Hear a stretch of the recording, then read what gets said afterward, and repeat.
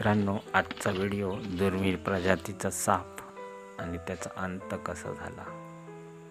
तुम्ही गाडी चालवताना लक्ष द्या. हा खूप दुर्मिळ प्रजातीचा साप होता. हिरव्या कलरचा, याला सरपटोळी असे म्हणतात. हा खूप कमी प्रमाणात आढळणारा साप आहे. कोणत्या तरी गाडीने उडवलेला असा अंदाज आहे. त्यामुळे गाडी चालवताना हळू चालवा. रस्त्यावरती अशा प्रकारे पाऊस पडल्याने साप ये जा करत असतात. तरी तुम्ही तुमची गाडी बघून चालवत जा, अशी नम्र विनंती. आणि आपण त्याला अंत्यविधी केलेला आहे सापाचा, तो तुम्हाला बघायला मिळेल. आता आपण त्याला